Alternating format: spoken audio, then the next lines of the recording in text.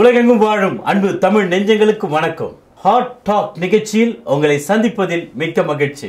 கடந்த வாரம் நிகழ்ச்சி லட்சக்கணக்கான மக்களுடைய பார்வைக்கும் அநேகர் அதை குறித்து பாராட்டுகளும் தெரிவித்தீர்கள். நன்றி நேயர்களே. நியரஸ்ட் ஆன்சர், நெருங்கிய பதில், அதனுடைய இரண்டாம் பகுதியை தான் இந்த நாளிலே நாம் தொடர்ந்து கேள்வி கணைகளோடு நான் வந்திருக்கிறேன். நேயர்களே, இந்த நிகழ்ச்சியை குறித்து நீங்கள் பதிவு செய்து கொள்ளுங்கள். உங்கள் சபைகளிலும் நண்பர்களிலும் இதை குறித்து விவாதம் செய்யுங்கள். ஆம் நேயர்களே, வாருங்கள் நமது கிறிஸ்தவ பெரியார் டாக்டர் பீட்டர் சாலமன் ஐயா அவர்களை சந்திக்கலாம். ஐயா வணக்கம். ஐயா வணக்கம். சொல்லுங்க. கடந்த வாரத்தில் நியரஸ்ட் ஆன்சர், நெருங்கிய பதில், இதை பற்றி நான் உங்களிடத்துல கேள்வி கேட்டிருந்தேன். பல லட்சக்கணக்கான மக்கள் இதை பார்த்து பயனடைஞ்சிருக்காங்க, அநேகர் பாராட்டுகளும் தெரிவிச்சாங்க. ஐயா, அதை தொடர்ந்து இரண்டாம் பகுதியில் நான் உங்க மத்தியில் வந்திருக்கிறேன். முதல் கேள்வி என்னன்னா, ஐயா, நெருங்கிய பதில், நியரஸ்ட் ஆன்சர் உடைய இந்த பிலாசபியை வேறு வகையில் ஏதாவது அழைக்கலாமா? கண்டிப்பாக. உதாரணமாக இந்த பைபிள் எடுத்துக்கிட்டோம்னா பழைய ஏற்பாடு, புதிய ஏற்பாடு. இப்போ நம்ம புதிய ஏற்பாட்டின்படி நம்ம கிறிஸ்தவர்களாக இருக்கிறோம். அப்படி இருக்கும்போது இதை நம்ம எப்படி அழைக்கலாம் அப்படின்னு கேட்டிங்கன்னா, அதாவது நியரஸ்ட் ஆன்சர் என்ற அந்த தத்துவத்தின் கீழே நம்ம அதை பேசாமல் புதுசாக அதுக்கு ஒரு கருத்து சொல்கிறதா இருந்தால் இப்படி சொல்லலாம். புதிய ஏற்பாடு எதை போதிக்கிறதோ அதை நான் போதிக்கிறேன். புதிய ஏற்பாடு எங்கே அமைதியாக இருக்கிறதோ அங்கே நான் அமைதி காக்கிறேன். ஆங்கிலத்தில் சொல்கிறதா இருந்தால், speak what the New Testament speaks, silent where the New Testament is silent என்று நாம் சொல்லலாம். காரணம் என்னென்னா, புதிய ஏற்பாட்டில் இருக்கிறவைகளை மட்டும் எடுத்து போதித்தா தான் நம்ம கிறிஸ்தவர்களாக இருக்க முடியும். அடுத்தது, புதிய ஏற்பாட்டில் நமக்கு சில தகவல்கள் இல்லை, சில கருத்துக்கள் நமக்கு தெரியாது. அப்போ இல்லாத கருத்துக்குள்ள நம்ம போய் நுழைந்து புதிய கருத்துக்கள் சொல்ல வேண்டிய அவசியம் இல்லை. அந்த இடத்துல நம்ம என்ன செய்யலாம்? அமைதி காக்கலாம். அதாவது we can keep silent. இதுதான் கட்டுப்பாடு. இப்போ இந்த இடத்துல என்ன நடக்குதுன்னா, புதிய ஏற்பாடு போதிக்காததை போதிப்பது, புதிய ஏற்பாடு எங்கே அமைதி காக்கிறதோ, அதாவது எதை குறித்தும் பேசலன்னு வைங்க ஒரு கருத்து, அந்த இடத்துல நம்ம அமைதியாக தான் இருக்கணும். நீங்க தனித்தனியான கேள்விகள்லாம் கேட்டு இருக்க முடியாது. உதாரணமா இப்போ இயேசு கிறிஸ்து 12வது வயதில் தேவாலயத்தில் காணப்பட்டார். பிறகு தன் தகப்பனோடும் தாயோடும் அவர் நாசரேத்தில் கீழ்ப்படிந்து இருந்தார் என்று லூக்கா 2ஆம் அதிகாரம் 52ஆம் வசனத்தில் படிக்கிறோம். அதுக்கப்புறம் 30வது வயதில் அவர் யோர்தானில் ஞானஸ்தானம் பெற்றார்னு இருக்கு. அப்போ இடைப்பட்ட காலம் 18 ஆண்டுகள். இப்போ இதை குறித்து விவாதிக்க வேண்டிய அவசியம் எனக்கு இல்லை. அந்த இடத்துல நான் அமைதி காக்கிறேன். எனக்கு தேவன் எதை வெளிப்படுத்தி இருக்கிறாரோ இந்த புதிய ஏற்பாட்டில் அதை மட்டும் எடுத்து சொல்லுகிறேன். அப்போ இந்த கருத்தின் கீழே வரும்போது, speak what the New Testament speaks, silent where the New Testament is silent என்ற இந்த கருத்தின் கீழே நீங்கள் பார்க்கலாம். குறிப்பாக 1 கொரிந்தியர் 3வது அதிகாரம் 13வது வசனம் பாருங்கள். அவைகளை நாங்கள் மனுஷ ஞானம் போதிக்கிற வார்த்தைகளாலே பேசாமல் பரிசுத்த ஆவி போதிக்கிற வார்த்தைகளாலே பேசி, கவனியுங்கள், ஆவிக்குரியவைகளை ஆவிக்குரியவைகளோடு சம்பந்தப்படுத்தி காண்பிக்கிறோம். அப்போ புதிய ஏற்பாட்டை எடுத்து நம்ம போதிக்கும் போது, கை கொள்ளும் போது அது ஆவிக்குரியதாக இருக்கிறது. ஒன்று, ஆவிக்குரிய விஷயங்களை மாம்சத்துக்குரியதாக நம்ம பார்க்கக்கூடாது. என்கிட்ட ஒருத்தர் கணவன் மனைவி எப்படி ஒரே சரீரமா இருக்க முடியும் என்று கேட்டார். ஏன்னா 2 உடலாச்சே அப்படின்னு. அந்த இடத்துல அவர்கள் 2 உடல் தான், ஆனால் அவர்கள் மனதால ஓர் உடலாக இருக்கிறார்கள். அதனால ஆவிக்குரியவைகளை ஆவிக்குரியவைகளோடு சம்பந்தப்படுத்தி நம்ம காண்பிக்கணும். இதுதான் புதிய ஏற்பாட்டினுடைய மெத்தட், அதான் முறை. ஜென்ம சுவாபமான மனுஷனோ தேவனுடைய ஆவிக்குரியவைகளை ஏற்றுக்கொள்ளான். புதிய ஏற்பாடு மட்டும் பேசுவதை பேசுங்கள்னு சொன்னா அடங்க மாட்டான். கிறிஸ்தவத்தில் உள்ள பல பிரிவுகள் அடங்காம, கர்த்தர் என்கிட்ட சொன்னாரு, கர்த்தர் என்னிடத்துல பேசினாரு, கர்த்தர் எனக்கு தரிசனம் கொடுத்தாருன்னு ஆளாளுக்கு சொல்ல ஆரம்பிச்சிட்டாங்க. அப்போ ஆவிக்குரியவைகளை ஜென்ம சுவாபத்துக்குரிய மனுஷன் ஏற்றுக்கொள்ள மாட்டான். பாருங்கள், 1 கொரிந்தியர் 4வது அதிகாரம் 6வது வசனம் எப்படி இருக்கும். சகோதரரே, எழுதப்பட்டதற்கு மிஞ்சி எண்ண வேண்டாம். அவ்வளவுதான். அப்போ புதிய ஏற்பாட்டில் நமக்கு என்ன எழுதப்பட்டிருக்கோ அதை மட்டும் எடுத்து சொன்னா போதுமானது. என்னவே வேணான்ற என்ன கூட நீ வேண்டாம். 1 பேதுரு 4வது அதிகாரம் 11வது வசனம் பாருங்கள்.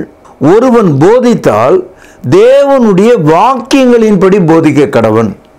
அப்போ இந்த வசனம் நமக்கு என்ன காட்டுதுன்னா, புதிய ஏற்பாட்டில் நமக்கு என்ன எழுதி இருக்கோ அதன்படி போதிச்சா போதும். அதனால இம்மைக்கும் மறுமைக்கும் வேண்டிய எல்லாவற்றையும் தேவன் இந்த புத்தகத்தில் நமக்கு தந்திருக்கிறார்.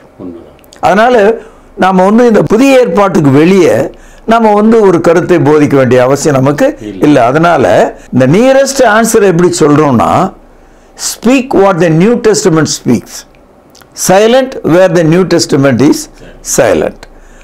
இந்த கட்டுப்பாட்டுக்குள்ள, இந்த எல்லைக்குள்ள, இந்த வட்டத்துக்குள்ள நம்ம அடங்கி விடும்போது நாம புதிய ஏற்பாட்டின்படி நடக்கிற விசுவாசிகளாகவும் சபையாகவும் நாம் இருக்க முடியும். ஐயா, நீங்க சொல்றதுல ஒரு சின்ன ஒரு கேள்வி ஐயா. பைபிள்ன்றது எல்லாம் ஒண்ணுதானுங்க? ஒண்ணுதான். அது ரெண்டும் எல்லாம் தேவன் கொடுத்த வார்த்தை தான். ஆமா. அப்ப அதுலயே பழைய ஏற்பாடு புதிய ஏற்பாடுன்னு பிரிச்சு பார்க்கணும். அது தேவன் நமக்கு அப்படித்தான் கொடுத்திருக்கார். இந்த பழைய ஏற்பாடு என்பது மோசையை முதலாக வைத்து கொடுத்திருக்கார். புதிய ஏற்பாட்டை தேவன் தமது குமாரனாகிய இயேசு கிறிஸ்துவை முதலாக வைத்து கொடுத்திருக்கார். இது ரொம்ப உங்களுக்கு ஆச்சரியமான தகவலா இருக்கலாம். யோவான் எழுதிய சுவிசேஷம் 1வது அதிகாரம் 17வது வசனம். எப்படி எனில் நியாயப்பிரமாணம் மோசையின் மூலமாய் கொடுக்கப்பட்டது. இதுதான் பழைய ஏற்பாடு. கிருபையும் சத்தியமும் கிறிஸ்துவின் மூலமாய் உண்டாயிற்று. அப்போ பழைய ஏற்பாட்டுக்கும் புதிய ஏற்பாட்டுக்கும் எவ்வளவு பெரிய வேறுபாடு. கிருபை சத்தியம் புதிய ஏற்பாடாக இருக்கிறது. பழைய ஏற்பாடு வெறும் நியாயப்பிரமாணங்களாக இருக்கிறது. பழைய ஏற்பாட்டின் தலைவராக மோசே இருக்கிறார். புதிய ஏற்பாட்டின் ஆண்டவராக இயேசு கிறிஸ்து இருக்கிறார். இப்போ சொல்லுங்க, பழைய ஏற்பாட்டுக்கும் புதிய ஏற்பாட்டுக்கும் ஏராளமான வித்தியாசம் இருக்கு. இது முழுக்க நீங்க இதுல படிக்கலாம். பழைய ஏற்பாட்டின்படி நடந்து ஒரு மனிதன் நீதிமானாகவில்லை என்று ஆவியானவர் சொல்கிறார். ஆமா, ஒரே ஆள் கூட நீதிமானாகலையா. இது ரோமர் 3வது அதிகாரம் 23வது வசனத்துல நம்ம படிக்கிறோம். எல்லாரும் பாவம் செய்து தேவனுடைய சாயலை இழந்து விட்டார்கள் என்று நாம் படிக்கிறோம். ஆனா புதிய ஏற்பாட்டுக்குள்ள வரும்போது நம்முடைய உழைப்பினாலோ கீழ்ப்படிதலினாலோ கிரியைகளினாலோ நாம் ரட்சிக்கப்படாமல் கிருபையினாலே விசுவாசத்தை கொண்டு ரட்சிக்கப்படுகிறோம். ஒருவரும் பெருமை பாராட்டாதபடிக்கு இது தேவனுடைய ஈவு. எபேசியர் 2ஆம் அதிகாரம் 8வது வசனத்துல படிக்கிறோம். அதாவது by grace through faith we are saved. அப்போ பழைய ஏற்பாட்டுக்கும் புதிய ஏற்பாட்டுக்கும் எவ்வளவு பெரிய வேறுபாடு. அடுத்து பாருங்க, பழைய ஏற்பாடு ஆடுகளும் மாடுகளும் பலியாக அதனுடைய இரத்தத்தின் கீழ் இருந்தது. புதிய ஏற்பாடு தேவனுடைய குமாரனாய் இருக்கிற இயேசு கிறிஸ்துவினுடைய பலியினாலே, அவர் சிந்திய இரத்தத்தினாலே ஸ்தாபிக்கப்பட்டிருக்கிறது.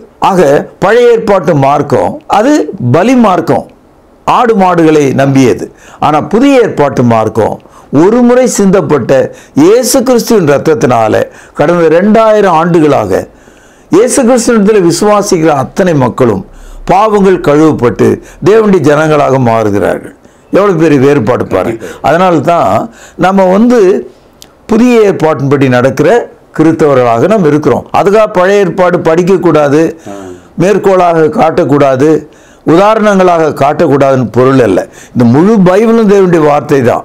ஆனா கீழ்ப்படிதலுக்கான சட்டத்தை புதிய ஏற்பாடு நமக்கு போதிக்கிறது. பழைய ஏற்பாடு சரித்திர சம்பவங்களாக, பாடங்களாக, அனுபவங்களாக நமக்கு இருக்கிறது. கூடுதலாக இந்த உலகம் எப்படி உண்டானதுன்னு ஒரு கேள்வி கேட்டா நம்ம ஆதியாகமத்துக்கு தான் நம்ம போனோம். இதெல்லாம் நமக்கு தேவையான விஷயங்கள் தான். அதாவது to become a Christian, to live as a Christian, to worship as a Christian, to look for Christ's second coming, we need to go back to New Testament only. பழைய ஏற்பாட்டில் உனக்கு இதுக்கான ஆதாரங்கள் இல்லை. அதனால தான் நம்ம புதிய ஏற்பாடு. ரெண்டாவது, பழைய ஏற்பாடுன்னு ஒரு வார்த்தை நம்ம எப்பெல்லாம் பேசுகிறோமோ, ஆபிரகாம், ஈசாக்கு, யாக்கோபு அவருடைய பிள்ளைகளாகி இஸ்ரவேலர்களை நம்ம ஞாபகம் வச்சுக்கணும். ஏன்னா அந்த குடும்பத்துக்காக கொடுக்கப்பட்டது தான் உங்களுக்கு யாத்திராகமத்திலிருந்து மல்கியா வரைக்கும் இருக்கிற புத்தகங்கள். ஆனால் புதிய ஏற்பாட்டுக்குள்ளே வரும்போது உலகம் முழுதும் இருக்கிற இஸ்ரவேலர்கள் மட்டுமல்ல, பிரஜாதியர்களாகிய நம் அனைவருக்கும் இந்த புதிய ஏற்பாடு அதனால் புதிய ஏற்பாட்டின் கீழே நீ ஒரு இஸ்ரவேலனாக இருக்கணும்னு அவசியம் கிடையாது, நீ ஒரு யூதனாக இருக்க வேண்டிய அவசியம் கிடையாது, நீ யாரை வேணா இருக்கலாம். எல்லா மனுஷருக்காகவும் இயேசு கிறிஸ்துவனுடைய பலி சிலுவையிலே செலுத்தப்பட்டது என்பதை நாம் புரிந்து கொள்கிறோம். ஐயா, இன்னொரு கேள்வி ஐயா. இப்போ நட்சத்திர போதகர்கள் பெரிய பெரிய மாநாடு, திருவிழா, பெருவிழாலாம் நடத்திட்டு கடைசியில ஒரு வார்த்தை சொல்றாங்க, அல்லது நான் எங்க சபைக்கு போகணும்னு அவங்களை கேட்டேன்னு சொன்னா உங்க வீட்டு அருகில் இருக்கிற பைபிள் பிரகாரம் நடக்கிற சபைக்கு போங்கன்னு சொல்றாங்க. அதை எப்படி ஐயா கண்டுபிடிக்கிறது? முதலாவது, இந்த மாதிரி சொல்ற ஆளு பைபிள் தெரியாத ஆளு. ரெண்டாவது, புதிய ஏற்பாட்டின்படி நடக்காத ஆளு. மூணாவது, அவர் ஒரு குழப்பவாதி, அவர் ஒரு கள்ள தீர்க்கதரிசி. இப்ப பாருங்க, இந்த மாதிரி உங்க வீட்டுக்கு பக்கத்தில் இருக்கிற பைபிள் படி நடக்கிற சபைக்கு போங்கன்னு சொல்ற ஆளு இந்த இடத்துல பைபிள் என்று மொத்தமா பேசுறார். அவரால் புதிய ஏற்பாட்டின்படி அப்படின்னு சொல்ல தெரியல. ஒன்று. இரண்டாவது, பைபிள் படி நடக்கிற சபை அப்படின்னு அவர் சொல்லும்போது இந்த கேள்வி கேட்கிற ஆளு ஒரு பேப்பரை கொடுத்து, ஐயா அந்த மாதிரி பேர்ல என்ன பேர்ல இருக்கும் அந்த சபை அப்படின்னு எழுதி கொடுங்கன்னு கேட்டா, நான் சொல்றேன் உங்களுக்கு, நிச்சயமா சொல்றேன், அவர் ஆர்சின்னு எழுத மாட்டார், ப்ராட்டஸ்டன்ட்னு எழுத மாட்டார், கண்டிப்பா ஒரு பெந்தேகோஸ்து சபை பேரை தான் எழுதுவார். நான் சொல்றேன் உங்களுக்கு, இதை நீங்க நம்புங்க, நீங்க ஒன்ன விசாரிச்சு பாருங்க. அப்போ இந்த ஆட்கள் கூட்டத்துக்கு மக்களை அழைக்கும் போது சபை பாகுபாடு இல்லாதது என்று சொல்லி அழைப்பாங்க. ஆனா போங்கன்னு சொல்லும் போது பைபிள் படி சரி போங்கன்னு சொல்ற அந்த இடமாவது பைபிள் படி நடக்கிறாங்களான்னு பார்த்தா பழைய துருத்தியில புதிய ரசத்தை ஊற்றி ரெண்டும் கெட்டு போக செய்த மனிதர்களை போல இருக்கிறது. ஆக உங்க வீட்டுக்கு பக்கத்தில் இருக்கிற சபை அது பைபிள் படி நடந்தா அங்க போங்கன்னு சொல்றது எவ்வளவு அபத்தமானது, எவ்வளவு துரோகமானது என்பதை இவர்கள் சிந்திப்பதும் இல்லை, மக்கள் அதை விசாரித்து கேட்பதும் இல்லை. இன்னைக்கு இப்படிப்பட்ட ஆளுங்க தான் தொலைக்காட்சிகளில் வலம் வந்து கொண்டிருக்காங்க, ஊர் உலகம் முழுவதும் பிரபலமாக இருக்கிறாங்க. அதாவது go to a Bible based church அப்படின்னு சொல்லும்போது they are not accurate, that is an inaccurate answer, invalid answer. அது அப்போ நீ அனலும் இல்லை குளிரும் இல்லை. ஆண்டவர் சொல்றாரு, என் வாயில் நூனை வாந்தி பண்ணி போடுவேன்றார். ஒண்ணு நீ இப்படி இரு, இல்லை அப்படியாவது இரு. ரெண்டாம் கட்டானா இருக்கும்படி மக்களை ஏன் ஏவுகிறாய்? இது சாத்தானுடைய போதனை இல்லையா? ஒருத்தர் என்கிட்ட வந்தாரு, நான் அவர்கிட்ட கேட்டேன், எந்த சபையிலிருந்து வாரீங்க? அவர் சொன்னார் சைபால்னார். என்னால ஆச்சரியமும் தாங்க முடியல, இப்படி ஒரு பேரை நான் கேட்டதே இல்லையே. அவர் இந்த பக்கம் தாம்பரம் பக்கத்திலிருந்து வந்திருந்தார். அந்த மாதிரி ஒரு வார்த்தை புதிய ஏற்பாட்டு இல்லையா? எப்படி நீங்க இந்த சபையை கண்டுபிடிச்சீங்கன்னு? இல்ல எங்க சபையினுடைய முழு பெயரினுடைய சுருக்கம் அப்படின்னாரு.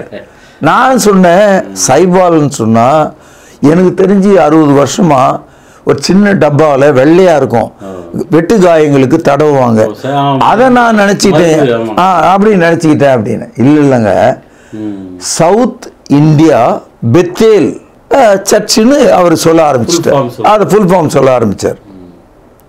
ஆக சைபால்ன்ற அளவுக்கு கூட போயிடுச்சு சபை. ஒருத்தர் வந்தாரு, ஏஜி சர்ச்சுன்னாரு. நான் ஆச்சரியத்தோடு, ரொம்ப வயசாகி போச்சா? இல்ல அந்த ஏஜ் இல்ல, அப்ப இது என்ன அது தெரியலங்க. அவங்க ஏஜி சர்ச்சுன்னு தான் சொல்றாங்க. அவர் கொஞ்சம் படிக்காத ஆள்.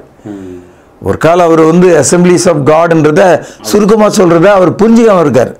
இப்போ ஒரு சபையினுடைய பேரே விளங்காத ஆளு எத்தனை பேர் இருக்காங்கன்றதை நீங்க பாருங்க. அதனாலதான் சொல்றேன். இப்படியே நீங்க சொல்லிட்டே போனீங்கன்னா சத்தியத்தை விட்டு கொஞ்சம் கொஞ்சமாக விலகி, எப்படி வீட்டில இருந்து குப்பையை அப்படியே பெருக்கி வாசல் கொண்டு குப்பை தொட்டிக்கு கொண்டு போவது போல, சத்தியத்தை ஆரம்பத்தில் கொஞ்சம் கை கொண்டு அப்படியே விளக்கிட்டே வெளியே தள்ளுற மாதிரி புதிய ஏற்பாட்டை விட்டு அவர்கள் வெளியேறிடுவாங்க. இப்படிப்பட்ட ஒரு சூழ்நிலை வரும். அதனால்தான் புதிய ஏற்பாட்டில் நமக்கு கொடுக்கப்பட்டிருக்கிற சபையின் பெயர் என்ன என்ற அந்த அடையாளத்தை நாம் தெரிந்து கொண்டால் மாத்திரமே நாம் அதை புரிந்து கொள்ள முடியும். அப்படி என்ன ஐயா, சபையினுடைய பெயர் தான் என்ன? அதாவது சபை என்பது அப்போஸ்தலர் நடபடியில் 2 அதிகாரம் 41வது வசனத்தில் அவர்கள் 3000ஆகவும் 5ஆம் அதிகாரம் 4வது வசனத்தில் அவர்கள் 5000 பேராகவும் 5ஆம் அதிகாரத்தில் திரளான மக்கள் என்றும் எருசலேமிலே கிறிஸ்தவ போதனை நிரப்பப்பட்டது என்றும் நம்ம படிக்கிறோம். 8ஆம் அதிகாரத்தில் சபையானது அங்கே சமாரியாவில் இருக்கிறது. 9ஆம் அதிகாரத்தில் தமஸ்குவிலே இருக்கிறது. அப்படியே நம்ம தொடர்ந்து போனால் செசரியாவில் 10ஆம் அதிகாரத்தில் இருக்கிறது. 16ஆம் அதிகாரத்தில் லீஸ்திராவில் இருக்கிறது. 16ஆம் அதிகாரத்தினுடைய பிற்பகுதியில் பிலிப்பை தேசத்தில் இருக்கிறது. இன்னும் தொடர்ந்து நம்ம படித்தா கொரிந்துவில் இருக்கிறது என்று 18ஆம் அதிகாரத்தில், 19வது அதிகாரத்தில் எபேசுவில் இருக்கிறதாக நம்ம வரலாற்றில் படிக்கிறோம். இதுக்கிடையில் சொல்லப்பட்ட பெயர்கள் ஏறக்குறைய 27 பெயர்கள் இருக்கிறது. ஆக முதல் நூற்றாண்டு காலத்தில் மொத்தமாக பார்த்தீங்கன்னா as per the record of the book of Acts 27 பட்டணங்களில், நகரங்களில், தேசங்களில் சபை இருந்திருக்கிறது. ஆனால் எந்த ஒரு இடத்திலும் சபைக்கு இப்படின்னு ஒரு பேர் இல்லை. அவர்கள் சபையார் என்று அழைக்கப்பட்டிருக்காங்க. ஆனால் அப்போஸ்தலர் நடபடிகள் 11வது அதிகாரம் 26வது வசனம் வரும்போது இந்த கிரேக்கர்கள் புத்திசாலிகள் இயேசு கிறிஸ்துவை பின்பற்றின சீடர்களை அவங்க எப்படியோ அழைக்க விரும்புகிறாங்க. எப்படி அழைச்சிருந்தாங்கன்னா 11வது அதிகாரம் 26வது வசனத்தில் முதல் அந்தியோகியாவில் சீஷர்களுக்கு கிறிஸ்தவர்கள் என்று பெயர் வந்ததுன்னு படிக்கிறோம். 11ஆம் அதிகாரத்தில் தான் வருது. அதே போல 28ஆம் அதிகாரம் அப்போஸ்தலர் நடபடிகளில் அகிரிப்ப ராஜா பவுலை பார்த்து நீ என்னை கிறிஸ்தவனாக சம்மதிக்க பண்ணுகிறாய் என்றார். 1 பேதுரு 4ஆம் அதிகாரம் 16வது வசனத்தில் ஒரு கிறிஸ்தவனாக இருக்கிறதுனாலே பாடுபட்டால், ஆக இந்த கிறிஸ்தவன் என்ற வார்த்தை முதல்ல வருது. அதுக்கப்புறம் அவங்க போகிற சபை கிறிஸ்துவின் சபை என்று அழைக்கப்படுகிறது. உதாரணமாக ரோமருக்கு எழுதிய நிருபம் 16வது அதிகாரம் 16வது வசனத்தில் ரோமாபுரியிலே கூடி வந்த சபையார் உங்களை வாழ்த்துகிறார்கள், பரிசுத்த முத்தத்தோடு வாழ்த்துகிறார்கள் என்று அந்த கருத்தை பவுலடியார் எழுதும்போது என்ன சொல்றாரு? கிறிஸ்துவின் சபையார் உங்களை வாழ்த்துகிறார்கள் என்று சொல்றார். அப்போ இதுவரைக்கும் நம்ம பார்த்த புதிய ஏற்பாட்டு கருத்துகளில் முதல்ல ஆரம்பத்தில் சபைக்கு பேர் இல்லை. ஆனால் எப்போதும் சபை எந்த ஊரில் கூடியதோ அந்த பேரோடு இருந்திருக்கிறது. வெளிப்படுத்தல நீங்கள் பார்த்தீங்கன்னா 7 சபைகளுடைய பேர் இருக்கும். 2வது அதிகாரம் 3ஆம் அதிகாரம். இந்த 7 சபைகளின் பெயரும் எந்த ஊரில் கூடினார்கள் அந்த ஊரோடு அந்த சபை பேசப்பட்டிருக்கு. உதாரணமாக எபேசு, சிமர்னா, தியத்ரா, லவோதிக்கியா அப்படி தான் பார்த்துருக்கோம். ஆக ஆரம்ப காலத்தில் சபையின் பெயர் ஊரின் அடையாளமாக இருந்தது. இன்றைக்கும் சபை எங்கே கூடுறோம் அப்படின்னா சென்னை 82 அப்படின்னு நான் சொன்னால் அப்போ உங்களுக்கு லொக்கேஷன் தெரியும், எந்த இடத்துல நாங்கள் கூடுறோம். ஆனால் எங்கே கூடினாலும் நம்ம கிறிஸ்டின் சபையை தான் கூடுறோம். உலகத்தில் எங்கே கூடினாலும் கிறிஸ்டின் சபையை தான் கூடுறோம். உலகத்தில் மனிதன் எங்கே இருந்தாலும் அவன் மனிதனாக தானே இருக்கிறான். உலகத்தில் மனிதன் கிறிஸ்தவனாக இருந்தால் அவன் கிறிஸ்தவனாக தானே இருக்க முடியும். அப்போது உலகம் முழுதும் உள்ள மக்கள் கிறிஸ்துவை முன்னிட்டு அவர் பின்பற்றுகிறதுனால எந்த பெயரால் அழைச்சா சரியாக இருக்கும்னு நீங்களே சொல்லுங்கள். ஏன்னா முதல் நூற்றாண்டு காலத்திலேயே இந்த விவாதம் கிளம்பிடுச்சு. அதாவது ஒவ்வொருத்தரும் அவங்கவுங்க பேரை வச்சுக்கலான்னு ஆசைப்பட்டிருக்காங்க. பாருங்கள், 1 கொரிந்தியர் 1வது அதிகாரம் 12வது வசனம். உங்களில் சிலர் நான் பவுலை சேர்ந்தவன் என்றும், நான் அப்போலோவை சேர்ந்தவன் என்றும், நான் கேபாவை சேர்ந்தவன் என்றும், நான் கிறிஸ்துவை சேர்ந்தவன் என்றும் சொல்லுகிறபடியால் நான் இப்படி சொல்லுகிறேன். கிறிஸ்து பிரிந்திருக்கிறாரா? பவுலா உங்களுக்காக சிலுவையிலே அறையப்பட்டான். பவுலின் நாமத்தினாலேயா ஞானஸ்தானம் பெற்றீர்கள்? அப்போ இந்த கேள்வியில் யாருடைய பெயரால் நீங்க ஞானஸ்தானம் எடுத்தீங்கன்னு கேட்கிறார். பேதுருவா, பவுலா? யார் பேரில் எடுத்தீங்க? கிறிஸ்துவின் பேரால் தானே. அப்போ கிறிஸ்துவின் பேரால் ஞானஸ்தானம் எடுத்ததுனால நீங்கள் யார் ஆயிட்டீங்க? கிறிஸ்தவன் ஆயிட்டீங்க. அப்போ நீங்கள் சேர்ந்து வருகிற சபை என்னன்னு அழைக்கணும்? கிறிஸ்துவின் சபை என்று தான் அழைக்கணும். ஞானஸ்தானம் யார் பேரில் எடுத்தீங்கன்னு கேட்குறாரு. கண்டிப்பா. அப்போ இது மனிதர்கள் பேரால சபையை நம்ம அழைக்க முடியாது. இந்த கருத்தை இன்றைய மக்கள், இன்றைய நிகழ்ச்சியை காண்கிறவர்கள் இருதயத்தில் குத்தப்பட்ட ஒரு அம்பை போல இதை சிந்திக்கணும். பெருவாரான சபைகள் மனிதனுடைய பேர்லயும், அதுதான். ஆமா, பரிசுத்தவான்கள் என்று ஒரு பேரை வச்சுக்கிட்டு நம்ம போயிட்டு இருக்கிறோம். அது சரியா தவறா என்று விவாதம் என்னுடையது அல்ல. ஆனா வசனம் என்ன சொல்லுது? நீ பவுல் என்றும் கேபா என்றும் மனுஷர்களுடைய பேரால உன்னை பிரித்து வைத்துக் கொள்ள முடியாது. காரணம் என்னன்னா, சபையானது இயேசு கிறிஸ்துவினால் கட்டப்பட்டது. இதை மத்தேயு 16வது அதிகாரம் 18வது வசனத்தில் படிக்கிறோம். நான் என் சபையை இந்த கல்லின் மேல் கட்டுவேன், பாதாளத்தின் வாசல்கள் இதை மேற்கொள்ளாது என்று சொன்னார். மரணமே அந்த சபையை மேற்கொள்ளாதுன்னு சொல்லிட்டார். இது இயேசு சொன்ன வார்த்தை. அடுத்தது அப்போஸ்தலர் நடபடிகள் 20வது அதிகாரம் 28வது வசனத்தில் தேவன் தமது சுயரத்தத்தினால் சம்பாதித்த சபை. இந்த இடத்துல சபை ஏதோ ஓடி ஆடி சம்பாதிச்சது அல்ல. தேவனுடைய சொந்த குமாரனாய் இருக்கிற இயேசுவின் ரத்தத்தினால் பாருங்கள் வாங்கப்பட்டதுன்னு ஆங்கிலத்தில் போட்டிருக்கு. பர்ச்சேஸ்டுன்னு போட்டிருக்கு, பாட்னு போட்டிருக்கு. The church was bought by the blood of Christ. அப்படின்னா இந்த ஸ்கூட்டர் யாருது, இந்த வண்டி யாருது, இந்த வீடு யாருதுன்னா ஓனர் பேரை தான் நம்ம சொல்றோம். அப்போ இந்த சபை யாருடையதுன்னு கேட்டா யார் பேரை சொல்றது? அதனால்தான் இப்போ உலகம் முழுதும் உள்ள மக்கள் ரட்சிக்கப்படுவதற்கு யாருடைய பேர் இருக்கு? அப்போஸ்தலர் நடபடிகள் 4வது அதிகாரம் 12வது வசனத்துல உயர வானத்திலும் தாழ பூமியிலும் இயேசு கிறிஸ்துவினுடைய நாமமே அல்லாமல் வேறே நாமும் நாம் ரட்சிக்கப்பட கட்டளையிடப்படவில்லை. அப்போ இயேசுவின் நாமத்தை தரித்து கொண்டால் தான் சபையா இருக்க முடியும். அதனால்தான் மத்தேயு 28ஆம் அதிகாரம் 19ஆம் வசனத்துல நாம இயேசு கிறிஸ்துவினுடைய நாமத்துல ஞானஸ்தானம் பெற்றுக்கொள்கிறோம். அது மாத்திரமல்ல, சபையானது இயேசு கிறிஸ்துவை தலையாக கொண்டிருக்கிறது. பாருங்கள், எபேசியர் 1வது அதிகாரம் 23வது வசனம், எல்லாவற்றையும் எல்லாவற்றாலும் நிரப்புகிறவருடைய நிறைவாகிய சரீரமான சபைக்கு அவரை எல்லாவற்றுக்கும் மேலாக கவனிங்கள் தலையாக தந்தருளினார். இப்போ உங்களுக்கு சொல்லுவாங்க ஒரு பழமொழியா, எண்ஜான் உடலுக்கு சிரசே பிரதானம். இப்போ உங்க உடல் இருக்க, அதுக்கு தலை தானே பிரதானம். அதே போல சபைக்கு யார் பிரதானம்?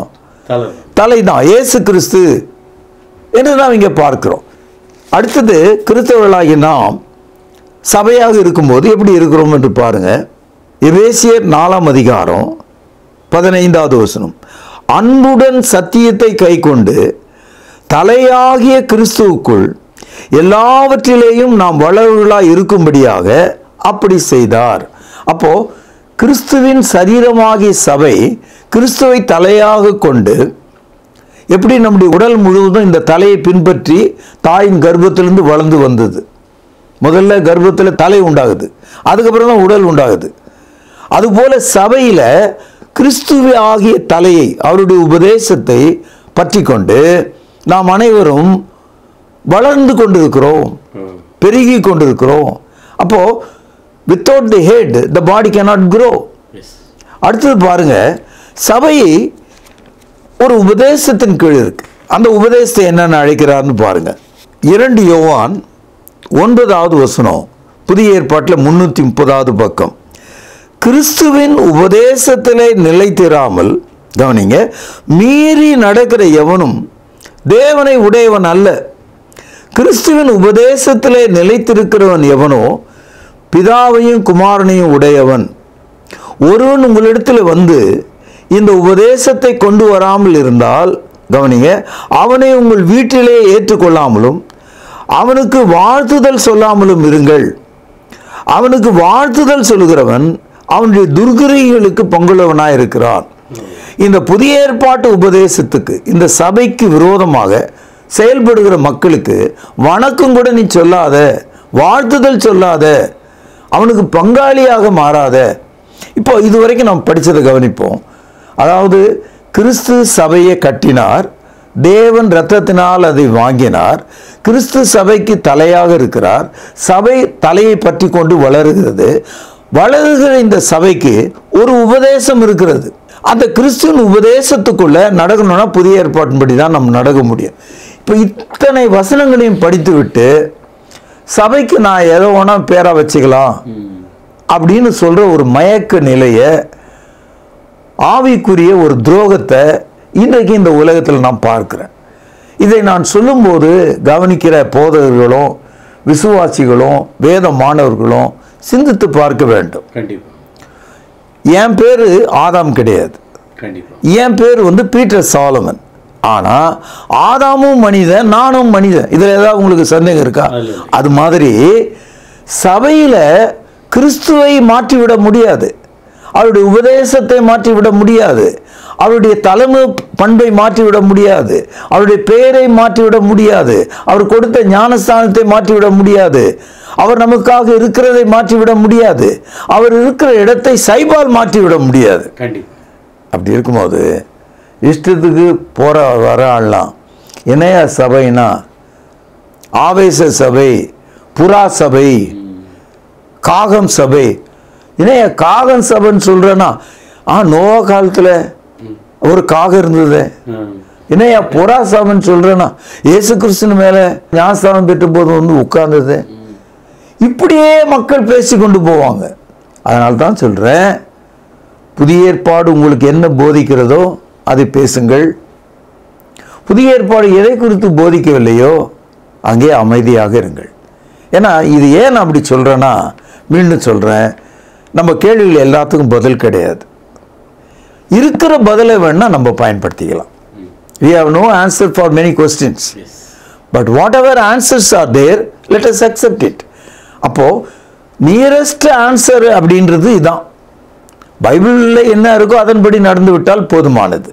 அதை விட்டுட்டு இந்த பதில் போதாது அப்படி நீங்க ஆரம்பிச்சீங்கன்னா போயிட்டே இருக்க வேண்டியதுதான். ஆதியிலே மனுஷரை உண்டாக்கினவர் அவர்களை ஆணு பெண்ணாக உண்டாக்கினார். இது நிமித்தம் மனுஷன் தன் தாயும் தகப்பனை விட்டு தன் மனைவியோடு இசைந்திருப்பான். இப்படிப்பட்ட போதனை புதிய ஏற்பாட்டு போதனை. அக்கால யூதர்கள் இயேசுனிடத்துல கேட்டாங்க, விவாகரத்து மோசே கொடுக்கலான்னு சொல்லியிருக்காரு, நீங்க என்ன சொல்றீங்க அப்படின்னு சொல்லி மத்தேயு 19 பேசுறார். அப்போ மத்தேயு 19 இயேசு என்ன சொல்றாரு? ஆதி முதல் அப்படி இல்லை, நான் உங்களுக்கு சொல்கிறேன் அப்படி இல்லை. அவர்கள் இருவரும் ஒரே மாம்சமா இருக்காங்க, மரணம் மட்டும்தான் அவர்களை பிரிக்க முடியும் புதிய ஏற்பாடு சொல்லுது. அப்போ இந்த இடத்துல நீங்கள் கூடுதலா பேசுனீங்கன்னா வெளியே போயிடுவீங்க, குறைவா பேசினா கீழே போயிடுவீங்க. ஆகவே தான் புதிய ஏற்பாடு என்ன போதிக்கிறதோ அதை போதித்தால் போதும். இப்படி செய்தால் இயேசுனுடைய 2ஆம் வருகையில குற்றமற்றவர்களும் மாசற்றவர்களும் தேவனுடைய பிள்ளைகளாக நீங்கள் இருப்பீங்க. ஐயா, உண்மையிலே இந்த ஹாட் டாக் நிகழ்ச்சி இது நேரஸ்ட் பதில் என்பதை விட வாழ்க்கையின் ஒரு ஆதாரமான பதிலா இருக்கு. இந்த பதிலை உண்மையில என்னாலே தாங்க முடியல. கேட்கிற மக்கள் உள்ளங்கள் எப்படி இருக்குன்னு தெரியல. ஆனால் சத்தியத்திற்கு கீழ்ப்படிய வேண்டும், புதிய ஏற்பாட்டின் உபதேசம் கீழ்ப்படினுட்டு ஆதாரப்பூர்வமா எடுத்து சொன்னீங்க. ரொம்ப நன்றிங்க ஐயா. வணக்கம். என்ன நேயர்களே, இன்றைய ஹாட் டாக் நிகழ்ச்சியை அநேக நண்பர்களுடன், உங்கள் போதகருடன், அருகில் இருக்கிற உங்கள் சொந்தங்களுடன் இதை குறித்து விவாதியுங்கள். உங்களுக்குள் கேள்வி இருக்குமானால் எங்களோடு தொடர்பு கொள்ளுங்கள். கீழ்காணும் தொலைபேசி எண்ணில் நாங்கள் எப்பொழுதும் உங்களுடைய அழைப்புக்காக காத்திருக்கிறோம். தொடர்ந்து நிகழ்ச்சியை பாருங்கள். உலகளாவிய தமிழ் சொந்தங்களுக்கு இந்த நிகழ்ச்சியை அறிமுகம் செய்யுங்கள். அதுவரை உங்களிடமிருந்து விடைபெறுவது உங்கள் அன்பு அறிவிப்பாளன் சார்லஸ் எஸ் குலசேகரன். நன்றி, வணக்கம் நேயர்களே. தொடர்பு கொள்ள வேண்டிய முகவரி: திருமறை நேரம், 58 சர்ச் தெரு, குமரன் நகர், சென்னை 6,82,000. தொலைபேசி எண் 044255008882. செல்போன் 93855000.